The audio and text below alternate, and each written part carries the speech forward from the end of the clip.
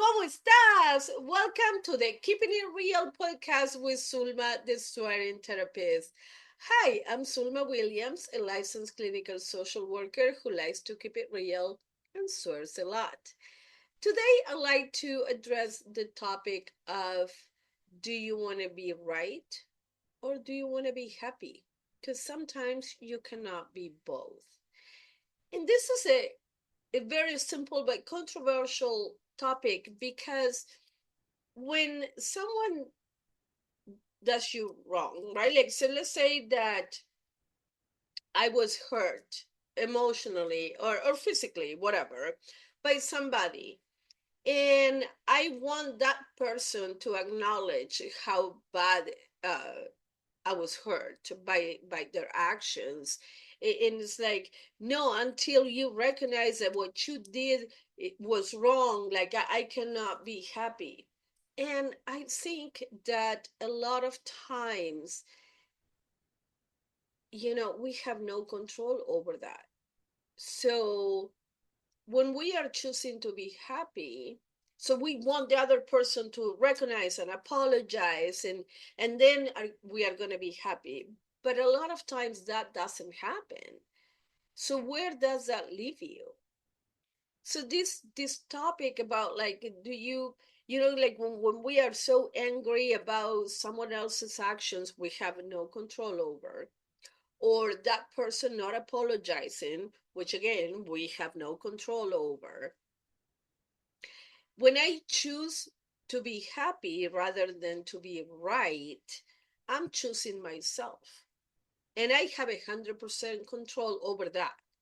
So my response to the situation, I have 100% control over that.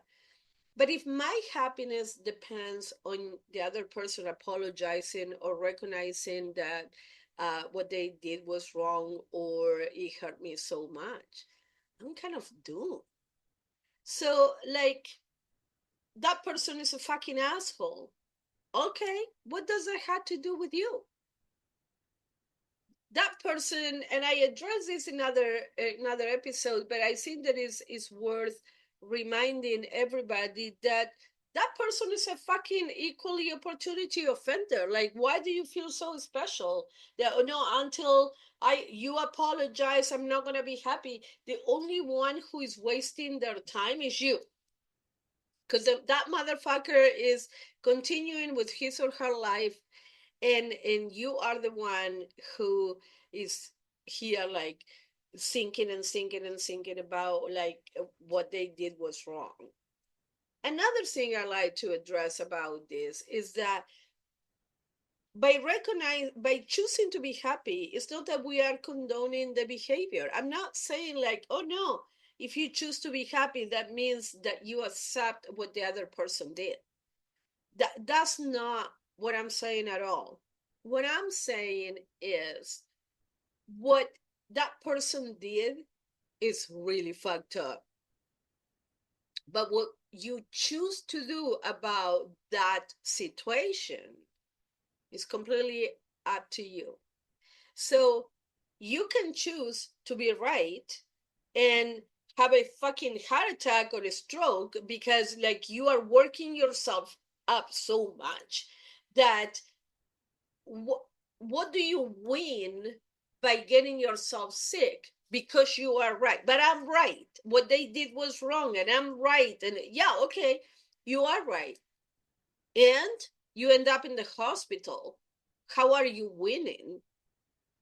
So, this idea of recognizing that sometimes I have to, well, I don't have to, right? Like, the only thing we have to is pay taxes and die, and the first one is optional.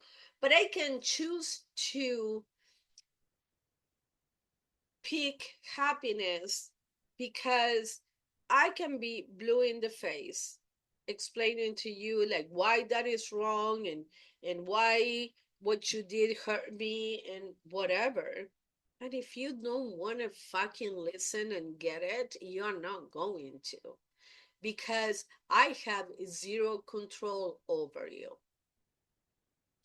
So when a situation happens that hurt me, I can use the assertiveness formula, which is going to be for another episode, but I will address that. I can be assertive about it. I can be like, when I felt what I need from you is, but wanted to, for you to acknowledge, like needing for you to acknowledge that what you did was wrong in order for me to put that at rest, it's kind of like a lost battle. So I'll invite you to, in like, and what if whomever did something wrong to you is dead? You're never gonna get a fucking apology, and yet you can recognize that what they did was wrong and still choose to be happy by not allowing that situation consume you to the point that you get sick or you're not functioning. I want to reinforce the concept that choosing to be happy is not condoning the behavior, which is like very tight with forgiveness, right? Like, so let's say when I choose to forgive, what I'm choosing is I'm making myself free, not you, not the other person. What you did was wrong, and you are going to, quote unquote, pay for it. But I don't need to see that you are paying for it in order to let go.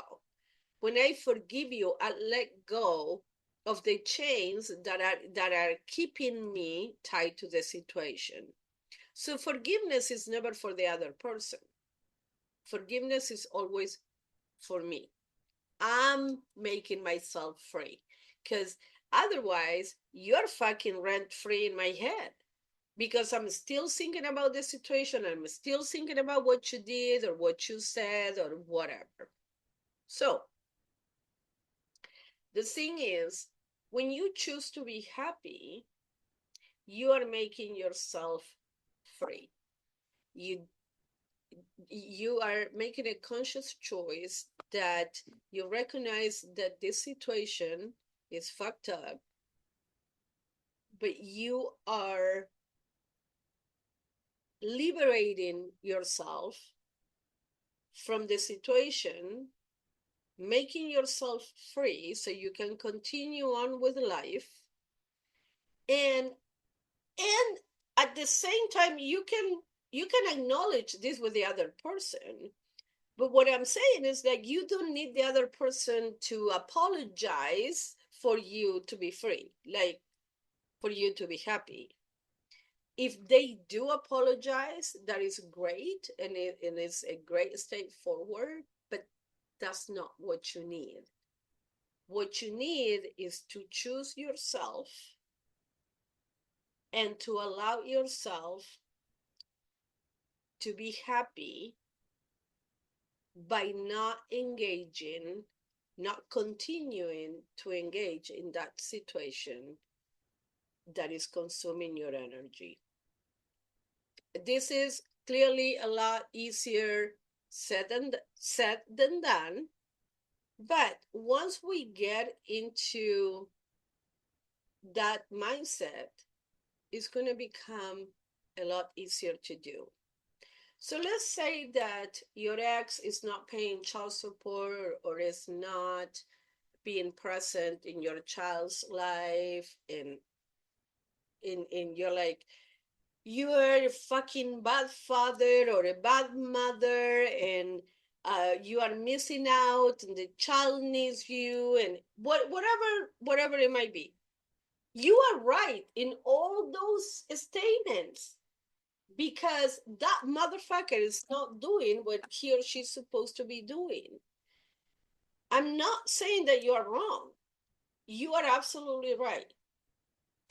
But if you make yourself sick because you are constantly thinking and like, like thinking about like this motherfucker didn't show up and is not in the child's life, whatever the situation might be. If you're always thinking about that, you are going to make yourself sick. What I'm suggesting instead is to kind of like make yourself believe that you're a single mother or a single father, because then the expectations are not going to be there. Because if this motherfucker disappears completely, you're not going to be counting on this motherfucker to help with anything related to the child. Again, I'm not saying that that is right. What I'm saying is that you allowing yourself to be consumed by by another person's actions is only going to make you sick. So you kind of like figure out that, okay, my child doesn't have a father or a mother, so what would I do if that was a real situation?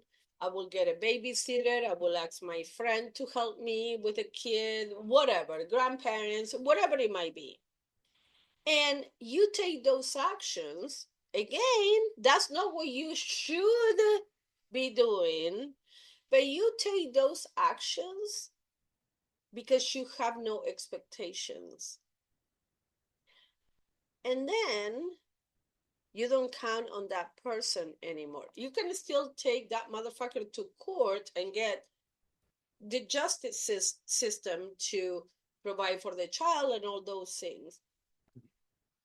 But how you wait for that, for the justice system to protect your kid is up to you.